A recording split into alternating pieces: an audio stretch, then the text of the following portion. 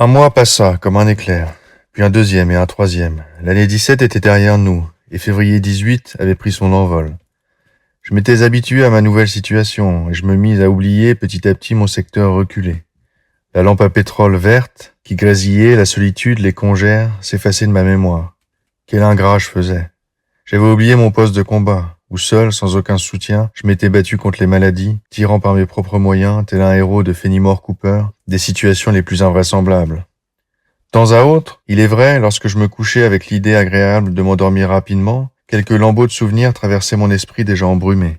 Une lumière verte, une lampe clignotante, le crissement du traîneau, un bref gémissement puis les ténèbres, le hurlement sourd de la tempête dans les champs. Ensuite tout cela basculait et disparaissait. Je serais curieux de savoir qui m'a remplacé là-bas. Il y a bien quelqu'un, un jeune médecin dans mon genre. Bon, enfin, moi, j'ai fait mon temps, février, mars, avril, disons encore mai, et mon stage sera fini. Donc fin mai, je me séparerai de ma ville éblouissante et je retournerai à Moscou. Et si jamais la révolution m'emporte sur son aile, j'aurai sans doute encore l'occasion de voyager. Mais en tout cas, je ne reverrai plus jamais mon secteur. Jamais. La capitale, une clinique, le bitume, les lumières. Voilà ce que je pensais. C'est tout de même bien d'avoir passé un certain temps dans ce secteur. Je suis devenu un homme brave, je n'ai peur de rien. J'ai dû soigner toutes les maladies, toutes, vraiment, non. Pas les maladies mentales quand même, mais attendez un peu. Et cet agronome qui avait bu à en perdre la raison, je l'ai soigné lui aussi, sans grand succès d'ailleurs. Le délirium très mince, n'est-ce pas une maladie mentale?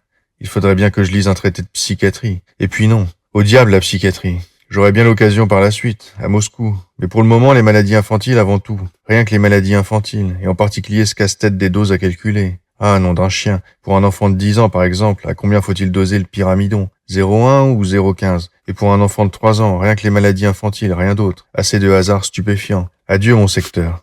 Et pourquoi donc me trotte-t-il par la tête ce soir avec tant d'insistance? Cette lumière verte, j'ai pourtant réglé mes comptes avec lui pour le restant de mes jours. Cela suffit, il faut dormir. Voici une lettre, apportée par quelqu'un de passage. Donnez-moi ça. La garde-malade était là, dans mon entrée. Elle avait jeté un manteau au col pelé par-dessus sa blouse blanche marquée d'un tampon. La neige fondait sur l'enveloppe bleue, bon marché. « C'est vous qui êtes de garde à l'accueil aujourd'hui ?» demandai-je en bâillant. « Oui, c'est moi. »« Il n'y a personne ?»« Non, c'est le désert. »« Chut !» Un bâillement m'étirait la bouche et du coup je déformais les mots. « On amène quelqu'un ? Prévenez-moi ici. Je vais me coucher. Bon, je peux y aller ? » ?»« Oui, allez-y. » Elle sortit. La porte grinça et je partis vers ma chambre en traînant les pieds, tout en déchirant l'enveloppe n'importe comment. Celle-ci contenait un formulaire d'ordonnance tout en longueur, froissé, portant le tampon bleu de mon secteur, de mon hôpital. Un formulaire inoubliable. Je ricanais. Ça, par exemple, j'ai pensé toute la soirée à mon secteur et le voilà qui se rappelle à moi. C'est de la prémonition. Sous le tampon était griffonnée une ordonnance, au crayon à encre. Des mots latins, déchiffrables, barrés. Je n'y comprends rien. Qu'est-ce que c'est que cette ordonnance, marmonnai-je? Et je distinguai le mot « morphini ». Qu'est-ce qu'il y a donc de bizarre dans cette ordonnance? Ah oui, une solution à 4%. Qui donc ordonne une solution de morphine à 4%? Pourquoi faire? Je retournai à la feuille et mon bâillement s'interrompit. On pouvait lire au verso le texte suivant, rédigé à l'encre, d'une écriture molle et large. Le 11 février 1918. Chers confrères, excusez-moi d'écrire sur ce bout de papier, mais je n'ai rien d'autre sous la main. Je suis gravement malade et c'est une sale maladie. Je n'ai personne pour me porter secours et je ne veux pas m'adresser à quelqu'un d'autre que vous. Voici plus d'un mois que je me trouve dans votre ancien secteur. Je sais que vous êtes en ville et relativement près de moi. Au nom de notre amitié et de nos années d'université, je vous prie de venir me voir le plus tôt possible, ne serait-ce que pour une journée, pour 1 heure. Et si vous dites qu'il n'y a aucun espoir, je vous croirai. Mais peut-être qu'on peut me sauver. Oui, peut-être qu'on peut encore me sauver, qu'un espoir brillera pour moi. Je vous en prie, ne révélez à personne le contenu de cette lettre. Maria, allez immédiatement à l'accueil et appelez-moi l'infirmière de service. Comment s'appelle-t-elle? J'ai oublié. Enfin, l'infirmière de service qui vient de m'apporter cette lettre. Vite! Tout de suite! Quelques minutes plus tard, la garde-malade était devant moi et la neige fondait sur la fourrure de chat râpé dont était fait son col. Qui a apporté la lettre? Je n'en sais rien. Il a une barbe. C'est un coopérateur. Il allait en ville, qu'il a dit.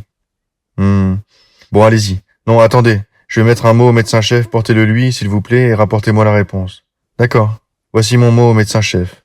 Le 15 février 1918. Cher Pavel Ilyaronovitch, je viens de recevoir une lettre de mon camarade d'université, le docteur Poliakov. Il est dans mon ancien secteur de Gorelovo, dans une solitude absolue. Apparemment, il est gravement malade. Je considère de mon devoir d'aller le voir. Si vous en êtes d'accord, je confierai demain pour une journée mon service au docteur Rodovitch et j'irai voir Poliakov. Il n'a personne pour lui porter secours. Avec mes salutations respectueuses, signé Dr Baumgard. Voici la réponse du médecin-chef. Cher Vladimir Mihailovitch, allez-y, signé Petrov. Morphine, Mikhail Afanassievitch Bulgakov,